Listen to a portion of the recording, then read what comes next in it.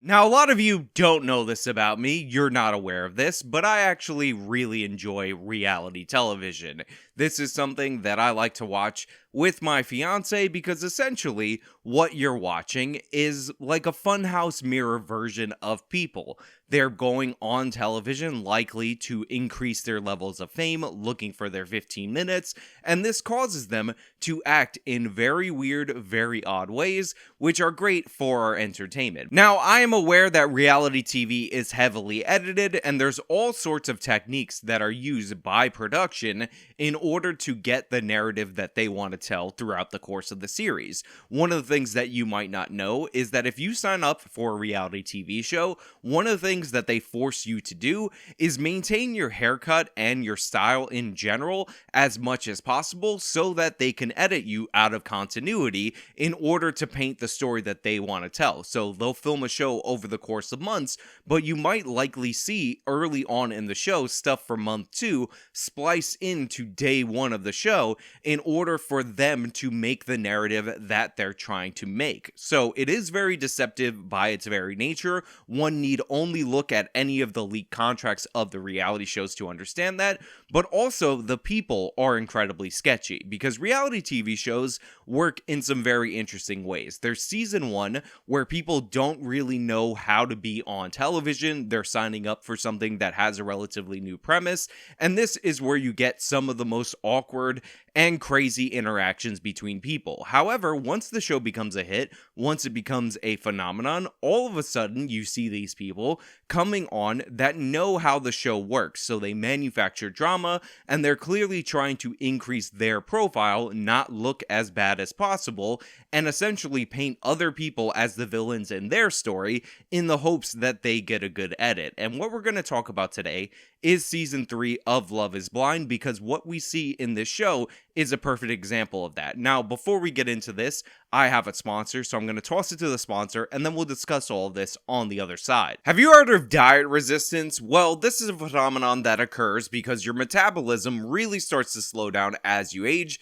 specifically when you get over the age of 35. But luckily for you, I have a bit of a cheat code for you. I have something that will aid you in your journey with the keto diet, and that of course is Keto with Justice. This amazing keto powder can help you, as it's helped thousands of people lose weight faster and get that off by prolonging a state known as ketosis. And the great thing about Keto with Justice is that you could actually try this powder for 60 days risk-free, and if you're not satisfied, send it back. Go over to ketowithjustice.com right now and you could get it at 51% off. That's ketowithjustice.com, ketowithjustice.com. Now, for those of you who don't know, Love is Blind is a show that essentially matches people up who want to get married based on interactions that they have in what they call pods, where they can talk to one another, but not actually see each other. So the idea is you're trying to fall in love with somebody that over the course of 10 days, by the way, you talk to without ever knowing what they look like. And this show in season 1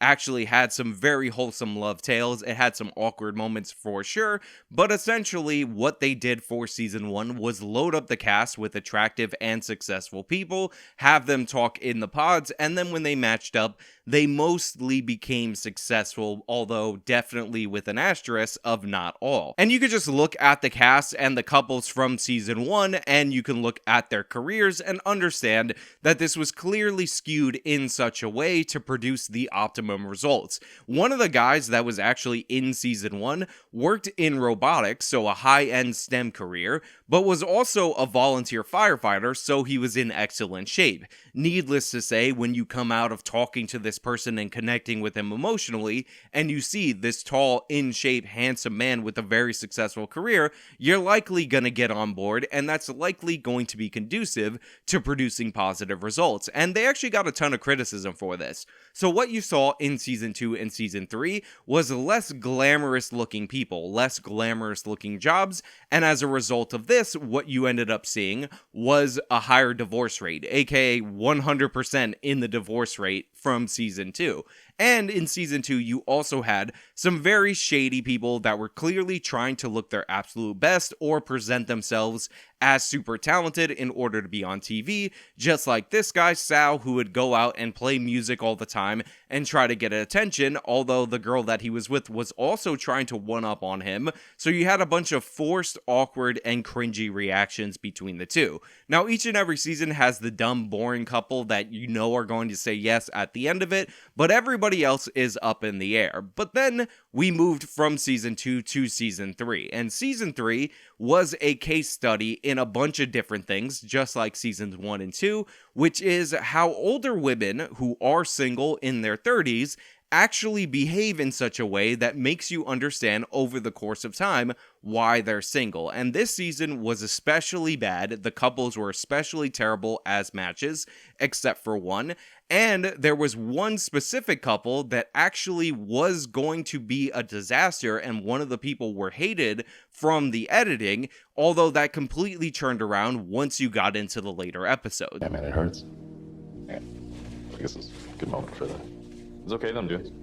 Like your eyes are hurting you, like, yeah. I don't mean. But just to give you a recap of the cringe, you had this Asian guy quite literally put eye drops in his eyes after he was rejected by somebody in order to fake tears, and Netflix ended up burying him by showing the entire video of him doing this in order to have tears.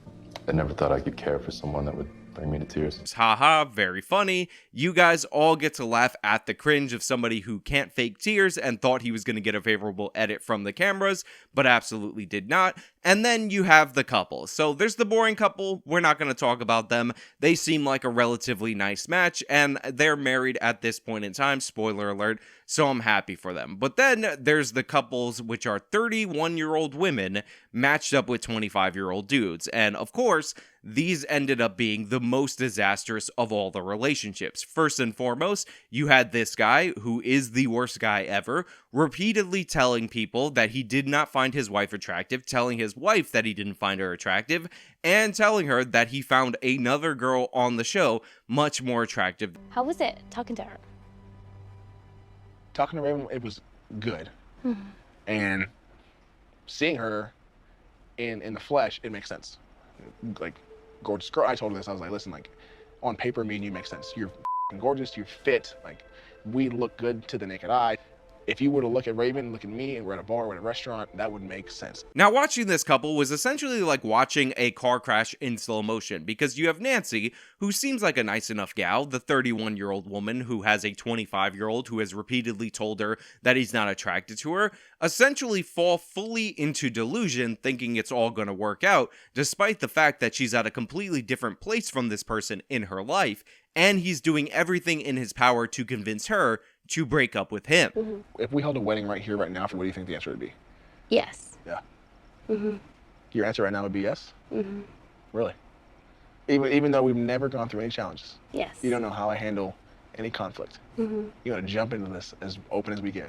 Sign me up. I'm good. Sign you up. I mean, when a guy tells you over and over and over and over again that he finds another woman more attractive than you, and figures out ways to pick fights with you, and figures out ways to find problems in order to make situations more awkward, it is clear and obvious that he's going to say no to you, that he doesn't want to be married to you, that he's not attracted to you. But yet Nancy, trying to be the winner in this exchange in the minds of the audience, essentially played the delusional idiot throughout the whole course of this series. Now, I don't know how much of her delusional idiocy is actually real, but it was really sad to watch this woman, who's 31 years old, actually owns a bunch of properties, should have probably settled down years before, essentially say no matter what this person told her, even though there were obvious red flags, that she believed in the relationship and she thought it was going to work out. I mean, there was a point where they had a discussion related to abortion, and this guy really hammed up the fact that he didn't believe in her abortion position.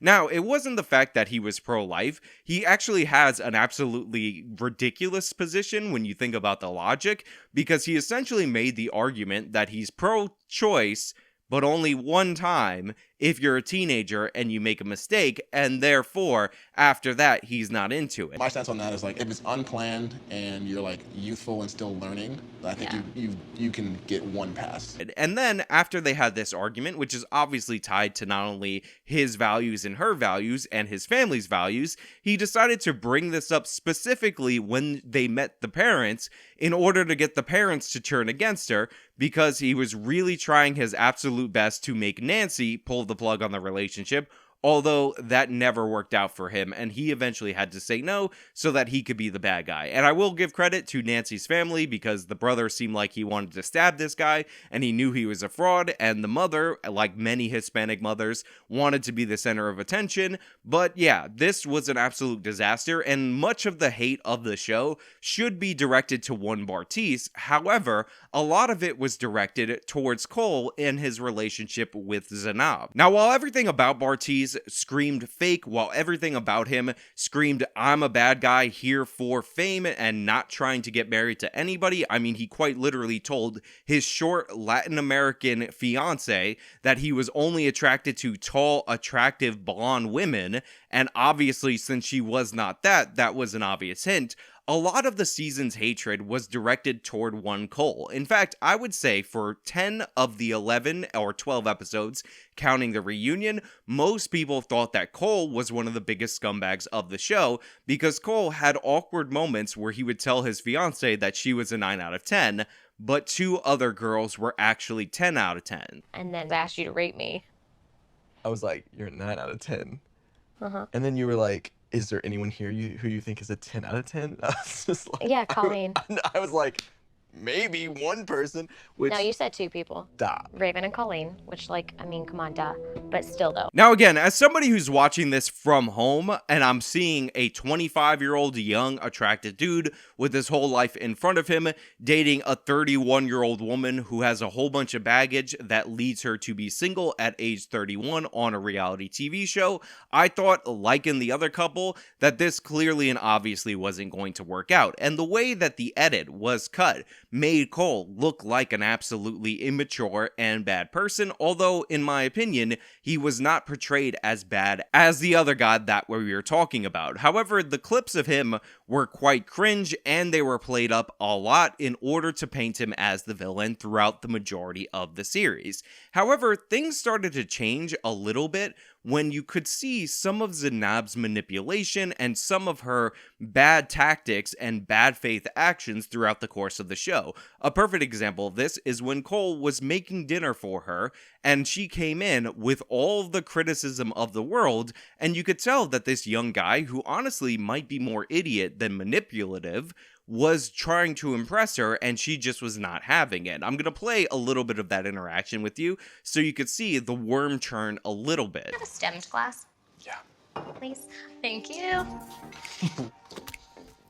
So, fun fact, you put white wine in a stemmed glass because a hand around this warms it up. So you drink white in a stem so you don't touch it. You started the chicken early. Aren't the potato fries gonna take ages? What are you doing to this chicken? You looking for this? Yeah, why aren't you holding it where the raw bit is? You've been hired. This was meant to be you cooking for me, babe. What do you Thanks cook? for cooking, babe. I tell you I don't like Brussels sprouts, so I'll have like a couple. Let me know if you like these. Now look, I've cooked for many women in my lifetime, and one of those women, at one point, was getting hypercritical of what I was doing while I was doing it, and needless to say, the relationship with that person did not continue. Even after I ended up producing the food, and she ended up loving it, the fact that she was nagging at me during the course of my cooking really bothered me, because you're trying to do something nice for somebody, and you're getting the hypercritical nature for them. In fact, one time when my fiance, my current fiance, the person that I'm engaged to right now, was cooking for me, and this was back when she was my girlfriend, I was asking her questions, and she felt like the questions I was asking her were more critical, when in reality, I was just trying to know what she was doing, because my fiance is an excellent cook. Yes, you should be jealous. Yes, that article from the New York Post about women cuddling with teddy bears is due to the fact that I'm actually engaged and women aren't taking it well. But yeah, so I can understand this interaction from both sides of it and how it can be quite annoying, even though you might not intend it. However, I will say this Zanab girl definitely seemed like she was being hypercritical just because she was kind of like a little bit of a nasty person. She had a lot of baggage. However, it goes much, much further than this, because throughout the whole course of the series, she is edited to be the victim, and Cole is portrayed to be one of the ultimate villains, despite the fact that time and time again, he seems like he's trying to win her over, only to have that situation undermined by her bad attitude, by the baggage that she brought in.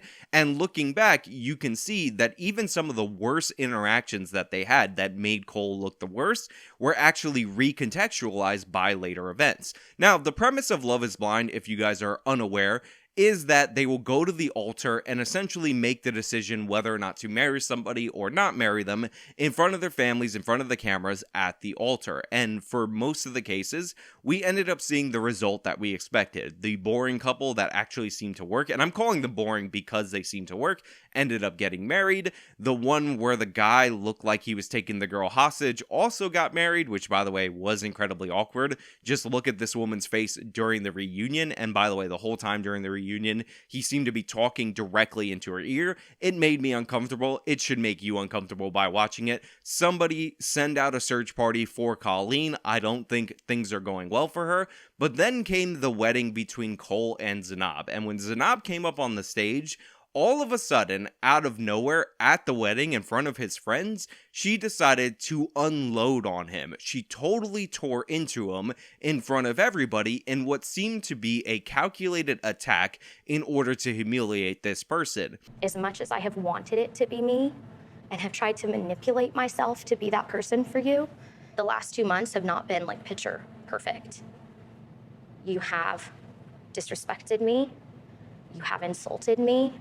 You have critiqued me, and for what it is worth, you have single-handedly shattered my self-confidence. And I hate that you have had that kind of effect on me. And the messed up thing is that I know I love you. I know I love you, but everything in me and the logical part of my brain tells me that love shouldn't feel this way. Love shouldn't hurt like this. And post her unloading on him, she ended up having people on her side clap for her,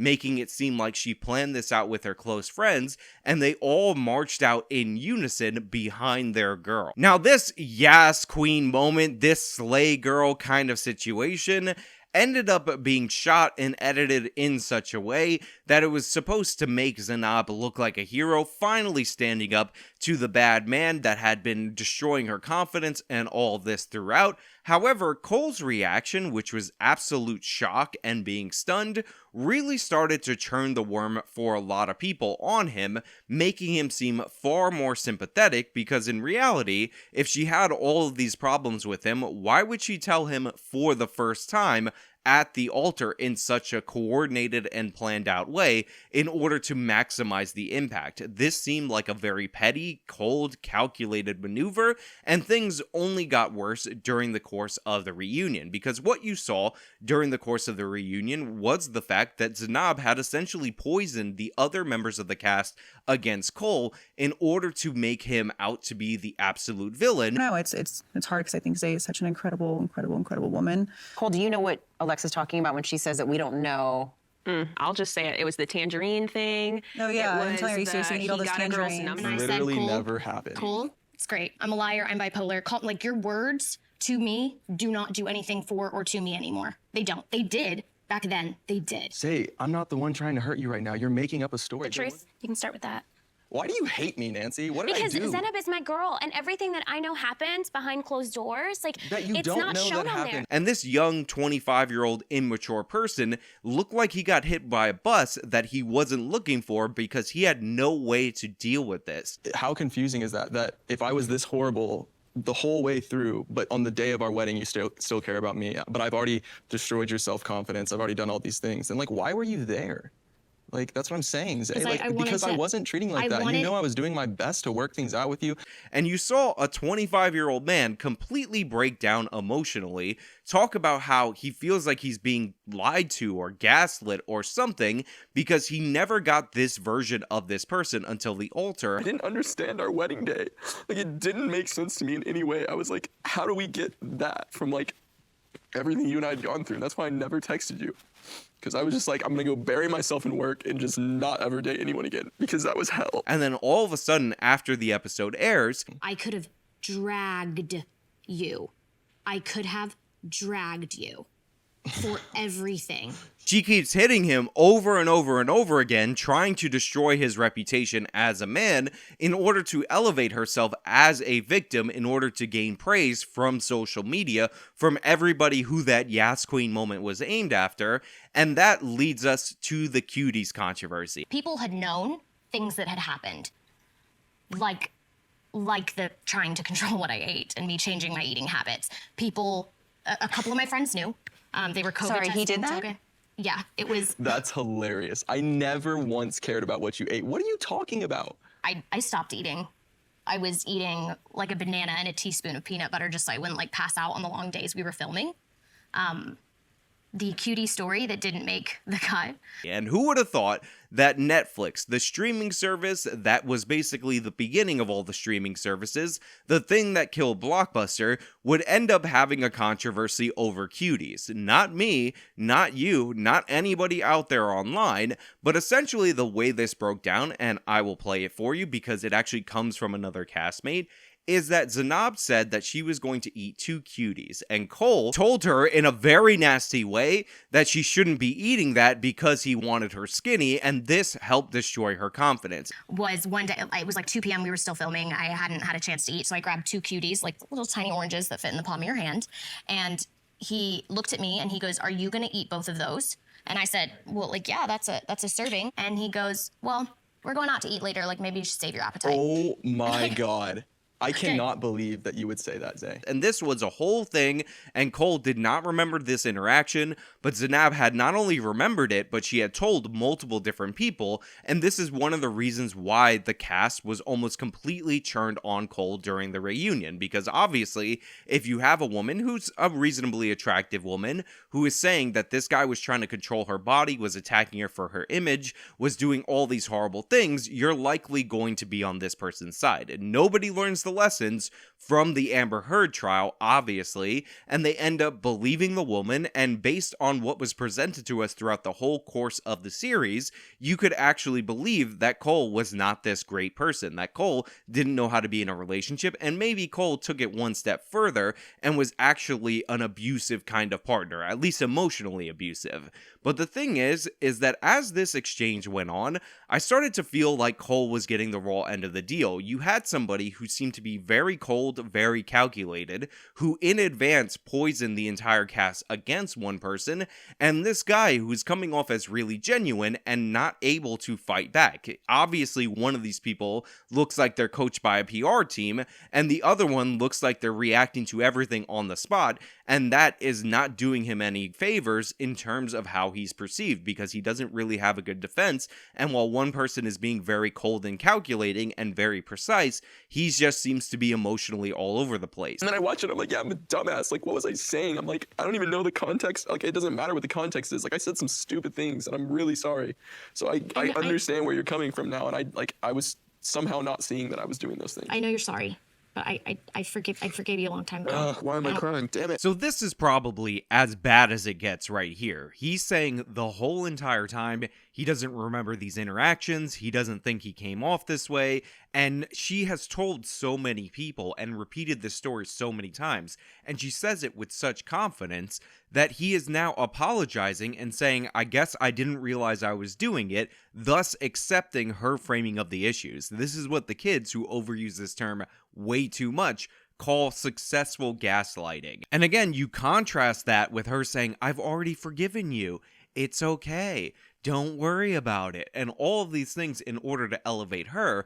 And to me, right here, this is one of the points that just really sticks out and comes off as incredibly odd, unusual, and honestly horrifying that this is just happening in front of a bunch of cameras. However, it got to the point where Zanab ended up accusing Netflix of editing out Cole's abuse and therefore implicating them in the abuse that occurred against her, trying to paint him out as a good guy. This is all working out so wonderfully in your favor because they did not use it. Oh my God.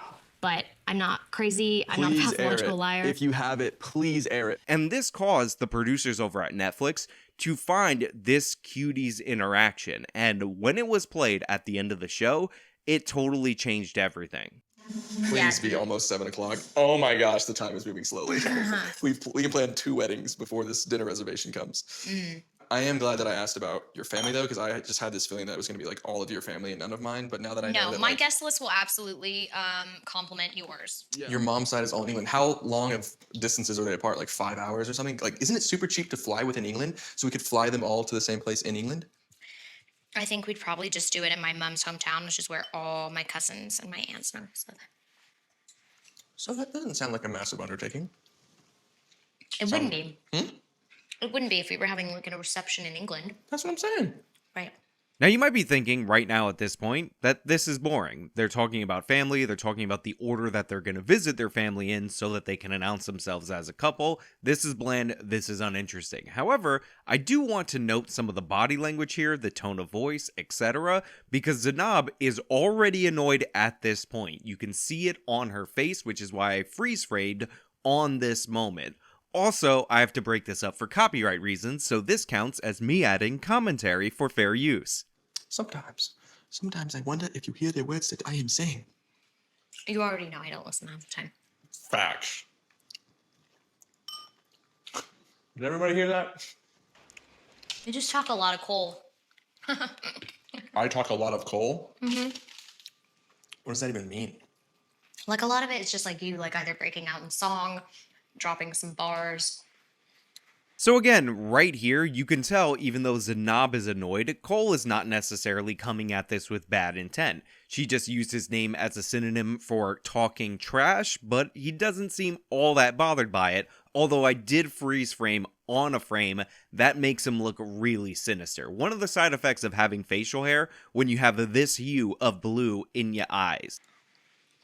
Oh. Killing oranges? Are you about to eat 2 of those? Maybe. That's a serving. You okay with that? You better save your appetito. I've only had a banana Talking and a like- scoop of peanut butter today. Big ol' sucker tonight. So. You only had a banana today? Mm-hmm. Why? Oh, I could I offered definitely you tell a you, but I poke probably bowl. shouldn't. I know you did, but we had that last night. Oh, are you getting a wedding dress? Something like that. Wedding dress bod? Yeah, that's right. This interaction, which was portrayed to all the members of the cast and told by them in this reunion as Cole trying to control this woman's diet so he could get her to be slim and fit and as attractive as he wants her to be, actually turned out to be a giant nothing burger. What we ended up seeing was that Cole was saying that she should save her appetite for the date because they're going to go out for a big steak. And for those of you who are unaware, this show actually took place in Dallas for this season. So what we ended up seeing here is that the Cuties controversy is only controversial in the way that it was told, but also could be an example of 2 people getting something completely different from an interaction. However, one person framing their perception of that interaction in such a vicious way that it could ultimately lead to the destruction of another person. Oh. Killing oranges? Are you about to eat 2 of those? Maybe. That's a serving. You Better- okay with that? Now you could tell from her point of view, from her reaction, that she's immediately on the defense when it comes to this issue. The first thing she does is bring up the serving size related to the Cuties as if she feels like this guy was attacking her based on how much she was eating. However, that's not what he was doing. He was just saying, we're going to go out to dinner later and you might want to save your appetite. And when she reveals to him that she had not been eating, he expresses concern for that and talks about how he offered her food earlier in the morning, but she said she didn't want to eat it because she had that food last night with him for dinner. So he offered her leftovers, she didn't want it. And he interprets this as her trying to get into her wedding weight, which is something that women often try to do, not realizing that this person may be having some issues with food. However, even though she might have perceived this in such a way that would make Cole out to be a body shamer or whatever, if you watch this interaction from the objective view that is the camera, there is no way that he was doing that. This is one of those rare moments where we see a mundane, unedited piece of footage that was portrayed by one person as villainous, cut out by the producers at Netflix because they were trying to save this guy, when in reality, the reason it was cut out is because it was incredibly boring. And when you look at this, you realize that this woman is specifically going out of her way to take each and every interaction as harsh as possible, and rather than acknowledge that maybe two people can have a communication issue, she then tries to poison other people to agree with her, and in my mind, that's when you cross into the territory of malicious, because again, for 10 episodes, Cole was portrayed as this horrible, abusive guy who just says crazy things, who brings up unnecessary stuff, who tarnishes a woman's confidence, when in actuality, when you look at these interactions, you can see that they likely all started with her taking something small to heart the wrong way and turning it into a situation that left it to be interpreted later as some kind of an attack on Cole. And the edit was actually in her favor. So then you look back and you think about all those interactions where they were talking about the other people and ranking the other people, and you realize that Netflix likely cut out her repeatedly pestering and asking Cole how he felt about the other woman, how he would rank them, how he would rank her, and all of these other things. And I think that that is what led to some of the worst moments coming from Cole. And this is the reason why I wanted to make this video, because this is a perfect example that you should be able to take with you beyond reality television, which is just the most obvious version of this phenomenon, on how the person reporting the story, the person telling the story, the person curating the news or editing the story can present it in such a way to give you a prepackaged conclusion that you most likely will accept. If you look at the social media trends up until the last drop of the last couple of episodes of this series, you will find out that most people were on Zanab's side. Most people thought Cole was the villain because that's how he was portrayed in the editing bay. That's how he was portrayed by the clips that were shown to us. It was only when Zanab started to attack Netflix itself and they felt the need to defend themselves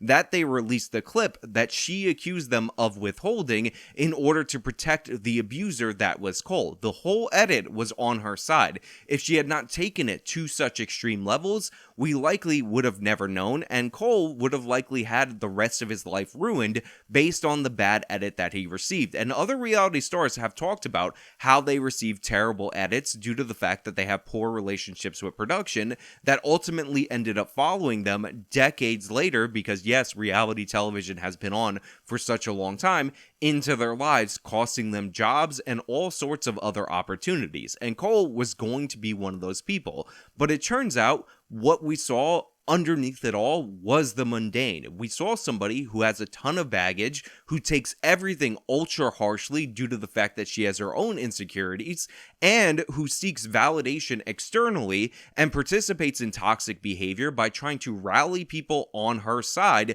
based on her skewed perspective of events. So we ended up with a villain, and because of all the biases in our society towards women, we ended up all getting on board with it, the people that were watching in general. I understand that most of you didn't watch this, and that created a situation where this guy, who seemed actually pretty genuine, maybe a little dumb, maybe a little bit too blunt, was basically destroyed, and he came in completely emotionally devastated to the reunion, and this is the result. And it was all based not on what happened, but how it was presented to us out there in the audience, how it was presented to the other castmates by Zanab, who apparently took every and any opportunity to throw this guy under the bus in order to set herself up for success, in order to make herself as somebody who is the perpetuator perpetual victim in this scenario in order to improve her stock, because make no mistake, people largely join these shows in later seasons in order to raise their own profile. Now look, I want to get your guys' take on this whole situation. Did you watch the series? What was your take on these characters? Or did you get all your information from me? Are you on Zanab's side? Do you think that even though the interaction seems rather mundane and totally explainable, her weird interpretation and her decision to tell everybody about her skewed perspective in this situation was totally justified? Or do you think that the producers over at Netflix were in on a way to make this guy out to be the villain and ultimately ended up being undermined by the fact that they ended up backing such a toxic character? I want to know all your thoughts down in the comments below. If you like this video, then show me by leaving a like, subscribe for more content, follow me on all my social media, support me via the support links in the description box of this video. This has been me talking about a reality TV show. Till next time.